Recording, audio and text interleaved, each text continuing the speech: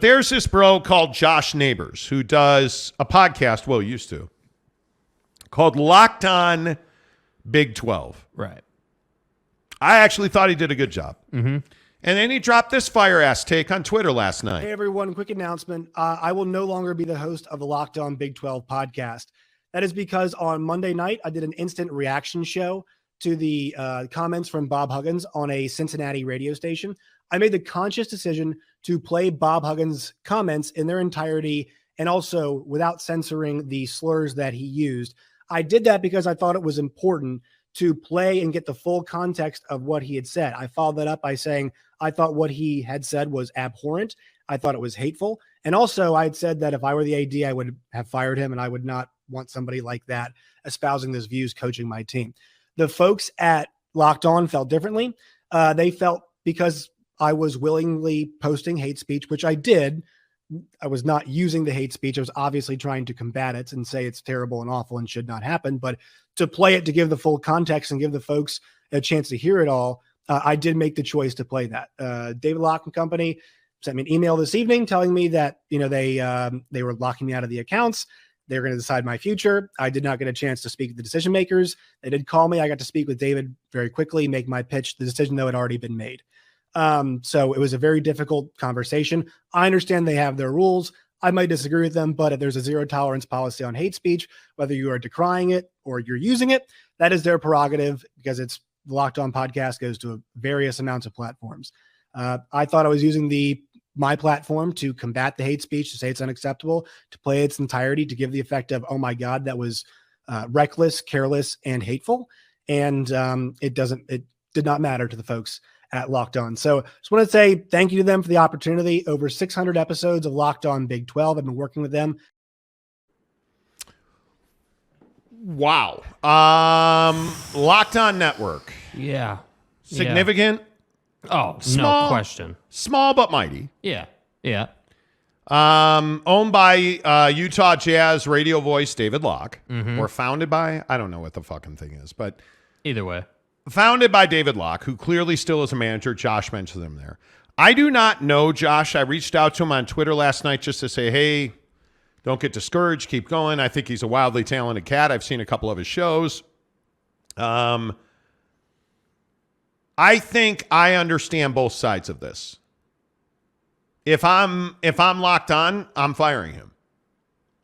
I am. I think it was a huge mistake. I think Josh is not some rookie. Josh, for those of you who don't know, he works in radio in Arkansas, according to his biography. He's not just some cat that fell off the truck and was like, oh, well, I used to dig ditches. Time to do a podcast. Like, what's he said there? He's done 600 episodes. I mean, this is not a veteran. This is not a rookie. Yeah.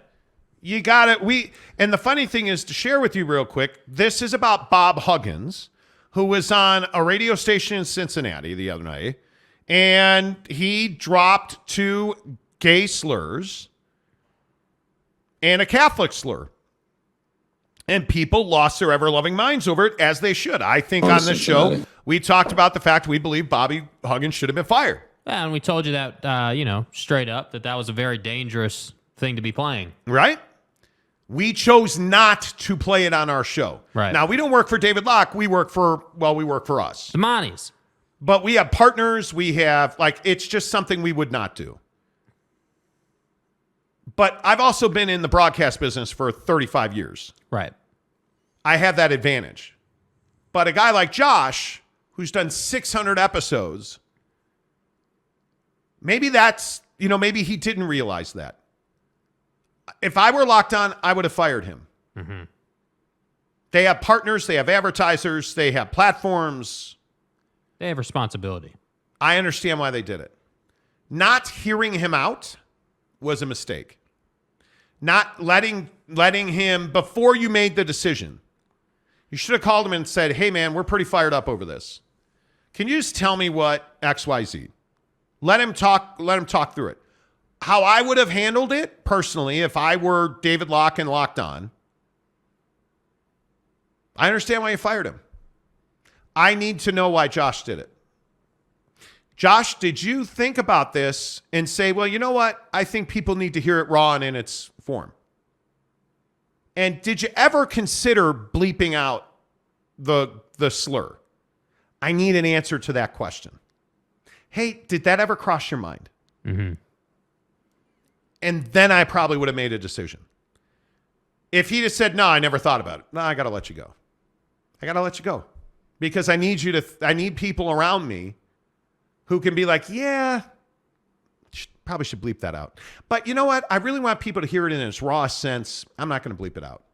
And then to his credit, Josh came on and railed Bob Huggins and the whole thing. And that his take wasn't the issue. Playing the audio was. Mm-hmm. Was this an overreaction from Locked On? Jake, what are your thoughts on it? Yeah, I mean, I think that, Josh kind of gave his thoughts on bleeping or not bleeping. I mean, he straight up says in the clip that, I thought about bleeping, but wanted to play it in its raw form so people could hear the context of the conversation, which I can appreciate. I understand what you're saying there, but I think the thing that I disagree with in what Josh said in his clip there is that he tried to use, quote, his platform, my platform. Well, it's not your platform, right? You don't own the Locked On Network, right? Now, and again, I love the guy. I think Josh does great work. That's not even the conversation we're having. Not at all. The conversation is, hey, when it comes to a controversial piece of audio that you are thinking about, should I play this or not?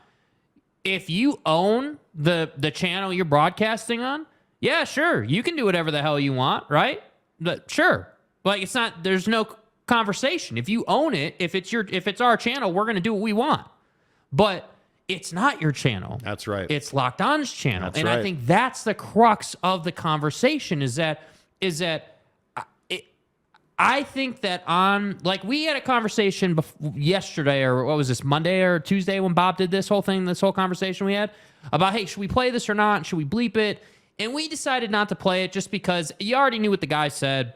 You can easily find the clip. It's not really in dispute what the guy said. That's right. So there's really no reason to play it.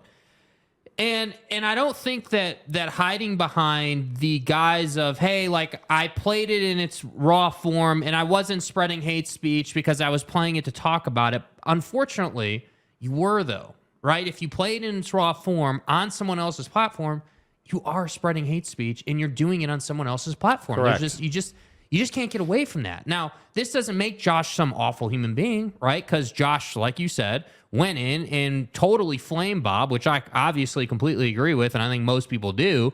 But you can't be surprised when someone from Salt Lake City who lives in a conservative community, who has a whole network of sponsors and partnerships and all this infrastructure built, he can't take that risk or liability. Yeah. And you got to know that going in. So I don't think this makes Josh a bad guy. I think Josh does great work. I just think it's a mistake. But I hope he learns from it. And here's the thing that I struggle with.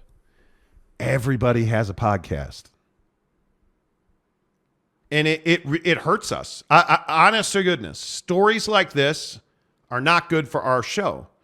Because I think this word podcast, it's a dirty word now. Because we sell our own show. Like, we don't have some great sales organization who we're out talking to people every single day. Right. And people are like, yeah, I tried to advertise on a podcast. It didn't work. And then we have to talk through that and overcome that objection. And we close it and they're like, oh man, this is the best show we've ever advertised on. Like, if you notice, we don't generally have, knock on wood, we don't have a lot of cancellations on our show. And it's because you guys go out and support our show. But it's stuff like this. And again, I don't know Josh at all. I've never spoken to him. Mm-hmm. I do not know him in any way, shape, or form.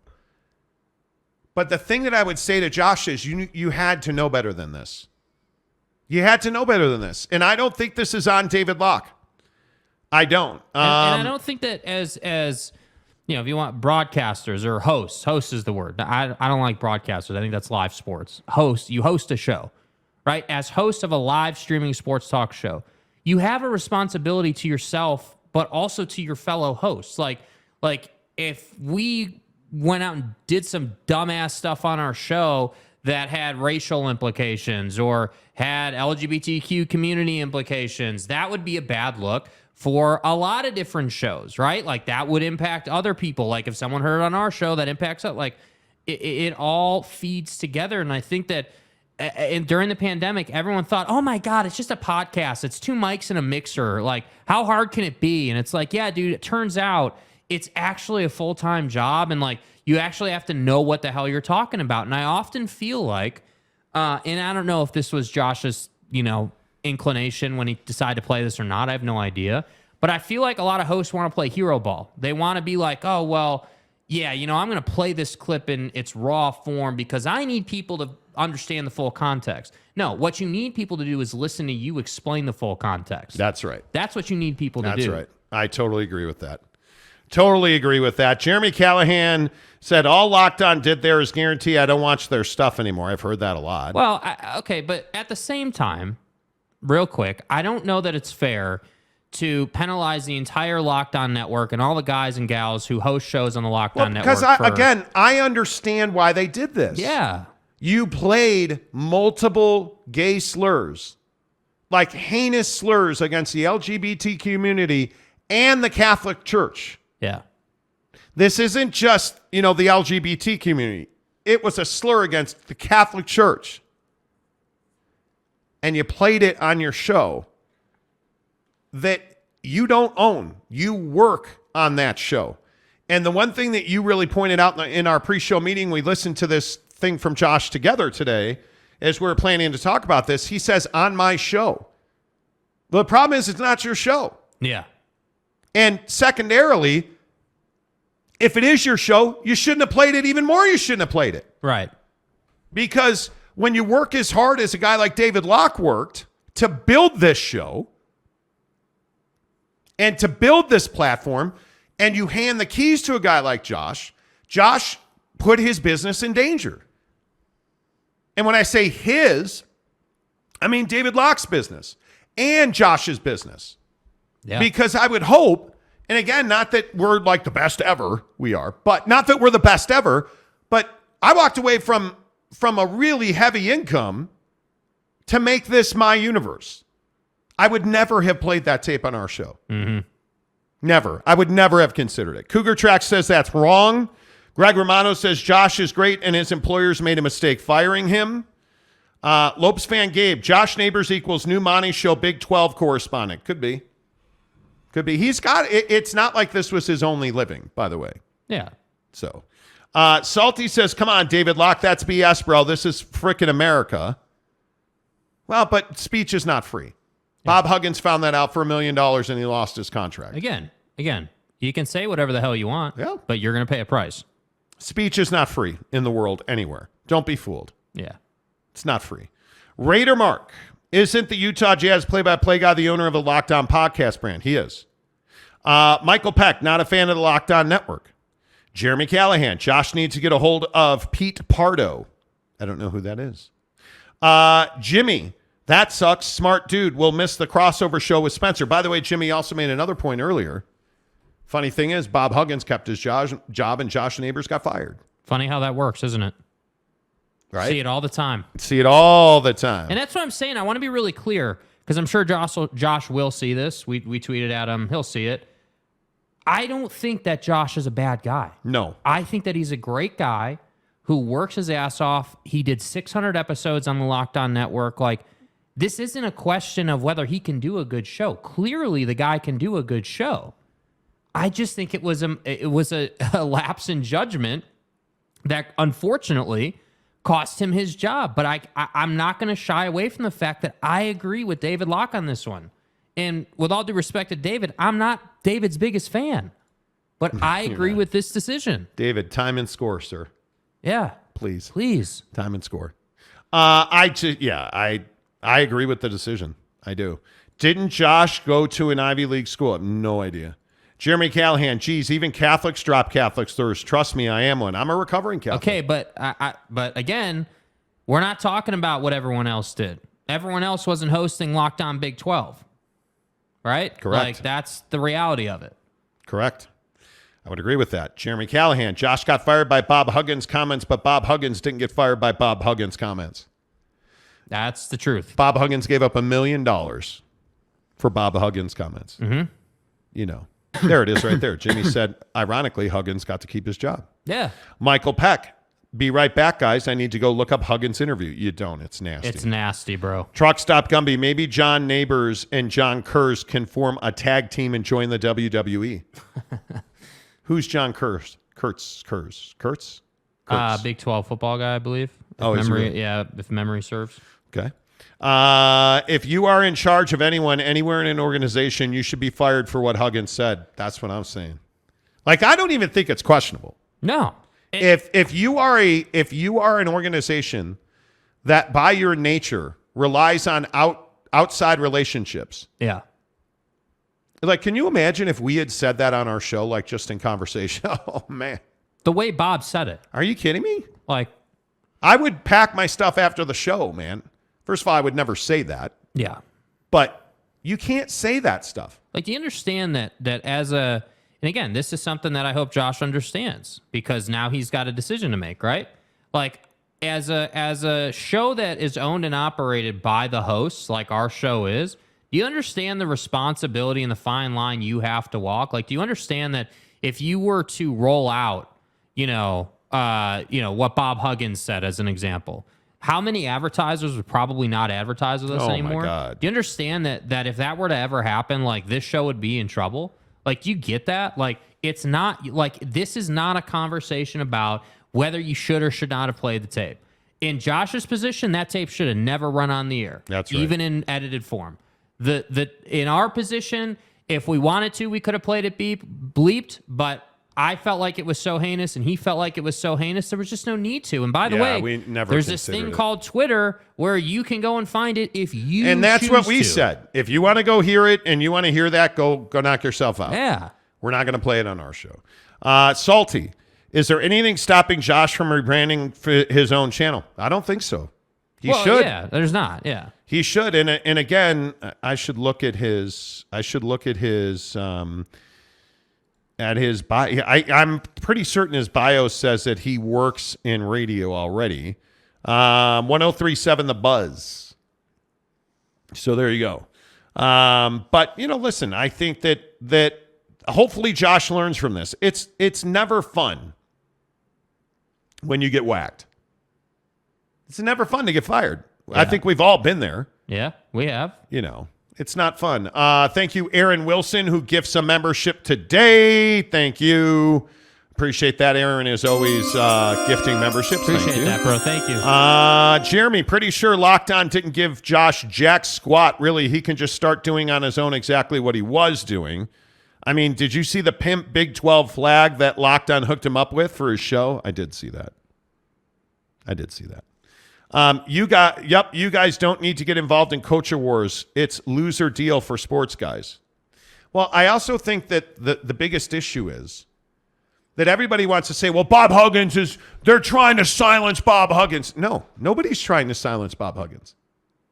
Again, I just want to make this very clear. And Josh, same thing. Nobody's trying to silence Josh. You can say and play whatever you want on your show. But here come the consequences, right? Bob Huggins used multiple gay slurs on the air in Cincinnati. $1 million. That'll be $1 million, please. And some training classes. Oh, you played the Bob Huggins slurs on your show? Yeah! Nobody said you couldn't play them, but if you do, there are consequences. You should inherently know you can't. Nobody said you can't say that, but if you do, there are consequences. That's not... Here's what's going to happen, Tonto. It's not a violation of your First Amendment rights. Free speech is alive and well in this country. It's just not free. Yeah. You know that. Salty, Locked On Jazz is full of stats and spin. That's what makes our program so good. I try, and I appreciate that.